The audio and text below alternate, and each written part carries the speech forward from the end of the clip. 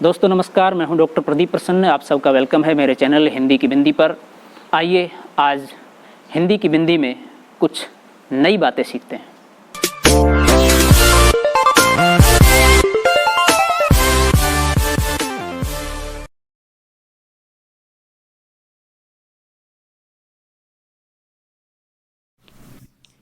विद्यार्थियों नमस्कार। आज की वीडियो में बना रहे हैं अनुच्छेद लेखन।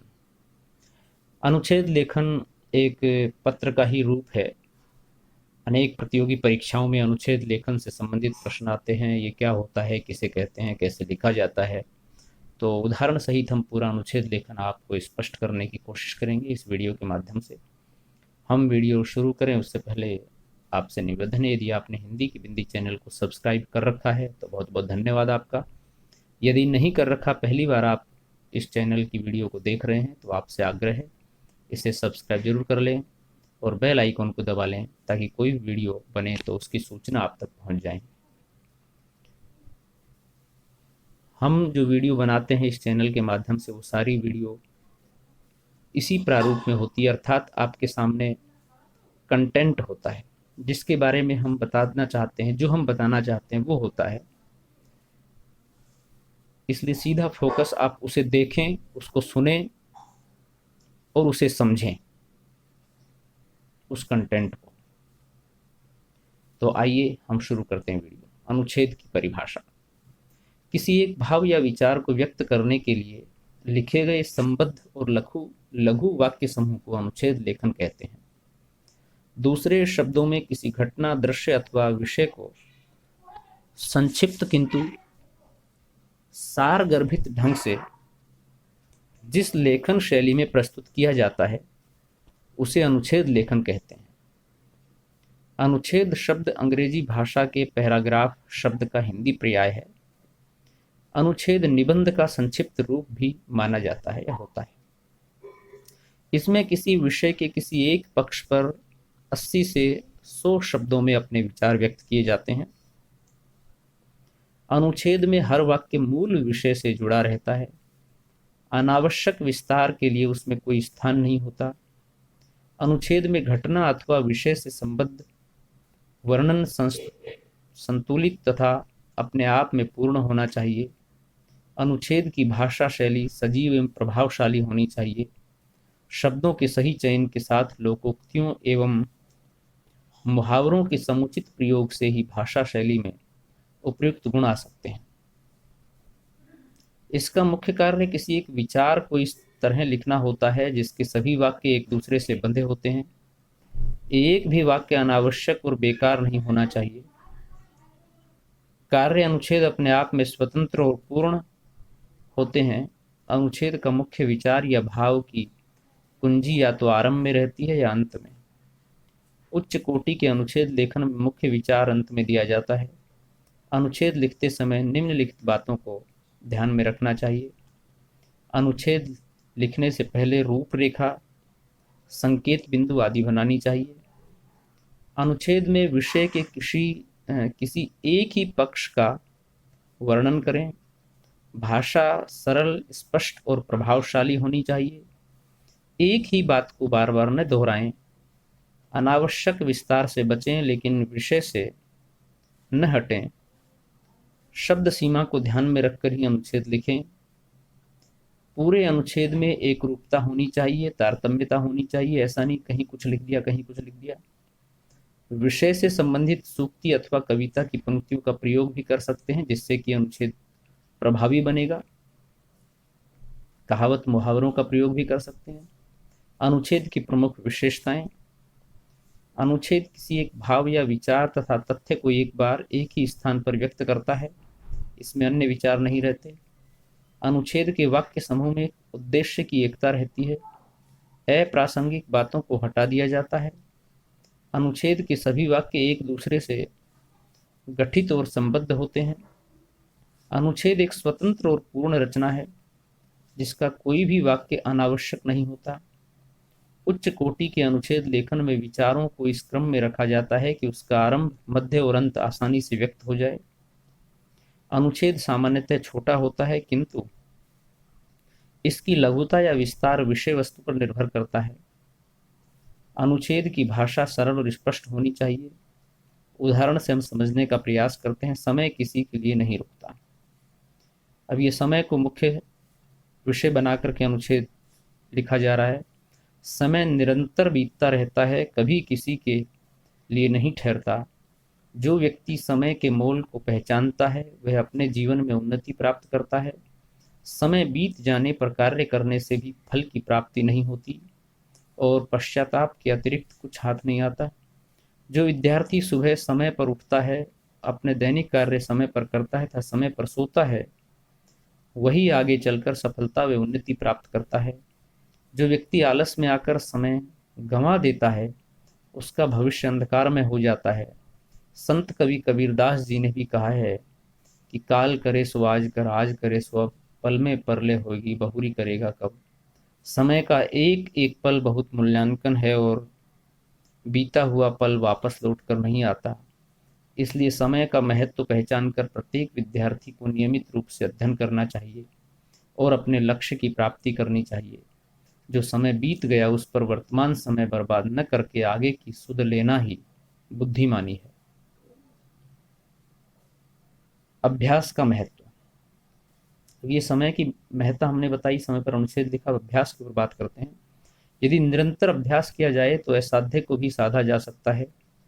ईश्वर ने सभी मनुष्यों को बुद्धि दी है। उस बुद्धि का इस्तेमाल तथा अभ्यास करके मनुष्य कुछ भी सीख सकता है।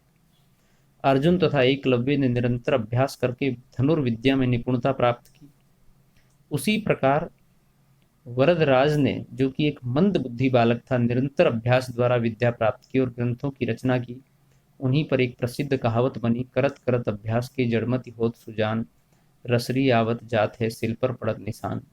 यानी जिस प्रकार रस्सी की रगड़ से कठोर पत्थर पर भी निशान बन जाते हैं, उसी प्रकार निरंतर अभ्यास से मूर्ख व्यक्ति भी विद्वान बन सकता है।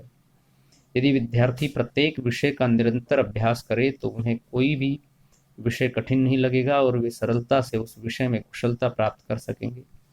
विद्यालय की प्रार्थना सभा। अगला अनुच्छेद लिख रहे हैं विद्यालय की प्रार्थना सभा पर। प्रत्येक विद्यार्थी के लिए प्रार्थना सभा बहुत महत्वपूर्ण होती है। प्रत्येक विद्यालय में सबसे पहले प्रार्थना सभा का आयोजन किया जाता है।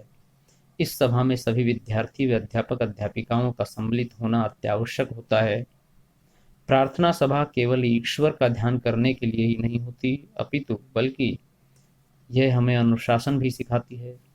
हमारे विद्यालय की प्रार्थना सभा में ईश्वर की आराधना के बाद किसी एक कक्षा के विद्यार्थियों द्वारा किसी विषय पर कविता, दोहे, विचार, भाषण, लघु नाटिका आदि प्रस्तुत किए जाते हैं। वे सामान्य ज्ञान पर आधारित जानकारी भी दी जाती है, जिससे सभी विद्यार्थी लाभान्वित होते हैं। जब कोई त्योहार आता है तब विशेष प्रार्थना सभा का आयोजन किया जाता है। प्रधानाचार्य महोदय भी विद्यार्थियों को सभा में संबोधित करती हैं तथा विद्यालय से संबंधित महत्वपूर्ण घोषणाएं भी करती हैं। प्रत्येक विद्यार्थी को प्रार्थना सभा में पूर्ण अनुशासनबद्ध होकर विचारों को ध्यानपूर्वक सुनना चाहिए। प्रार्थना सभा का अंत राष्ट्रगान से होता है। सभी विद्यार्थियों को प्रार्थना सभा का पूर्ण लाभ उठाना चाहिए। वे सच्चे पवित्र मन से इसमें सम्मिलित होना चाहिए। तो इस तरह से आप प्रार्थना सभा को लेकर के एक अनुच्छेद लिख सकते हैं, जिसमें प्रमुख बातें उससे संबंधित होनी चाहिए। आप अनुच्छेदों के उदाहरण से चीजें समझ रहे होंगे। एक और उदाहरण देखिए, मीठी बोली का महत्व। वाणी ही मनुष्य को अप्रिय व प्रिय बनाती है। यदि मनुष्य मीठी वाणी बोले तो वह सबका प्यारा बन जाता है, और उसमें अनेक गुण होते हुए भी यदि उसकी बोली मीठी नहीं है तो उसे कोई पसंद नहीं करता। इस तथ्य को कोयल और कोए के उदाहरण द्वारा सबसे भली प्रकार से समझा जा सकता है। दोनों देखने में समान होते हैं, परंतु कोए की कर्कश आवाज और कोयल की मधुर बोली दोनों की अलग अलग पहचान बनाती है। इसलिए कौवा सबको अप्रिय और कोयल सबको प्रिय लगती है। कोए की कर्कश आवाज और कोयल की मधुर वाणी सुन सभी जान जाते हैं दोनों के गुण। मनुष्य अपनी मधुर वाणी से शत्रु को भी अपना बना सकता है। ऐसा व्यक्ति समाज में बहुत आदर पाता है। विद्वानों व कवियों ने भी मधुर वचन को औषधि के समान कहा है। मधुर बोली सुनने वाले व बोलने वाले दोनों के मन को शांति मिलती है। इससे समाज में प्रेम व भाईचारे का वातावरण बनता है। अतः सभी को मीठी बोली बोलनी चाहिए तथा अहंकार व क्रोध का त्याग करना चाहिए।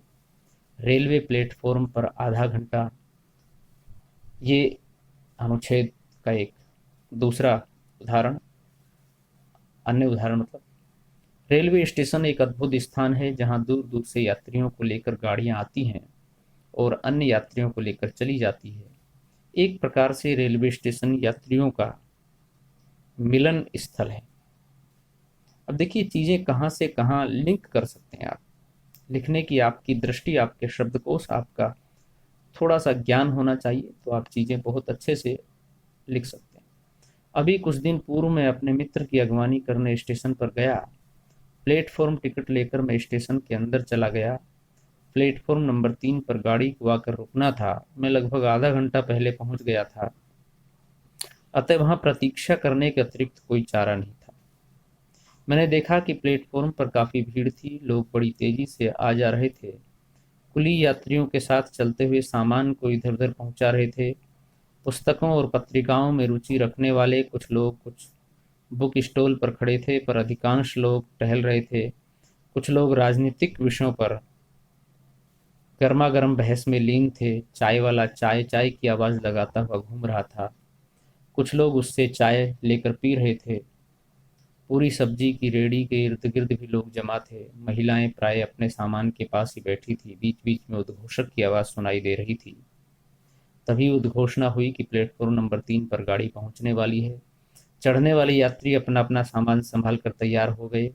कुछ ही क्षणों में गाड़ी वहां आ पहुंची। सारे प्लेटफॉर्म पर हलचल सी मच गई। गाड़ी से जाने वाले लोग लपक कर चढ़ने की कोशिश करने लगे।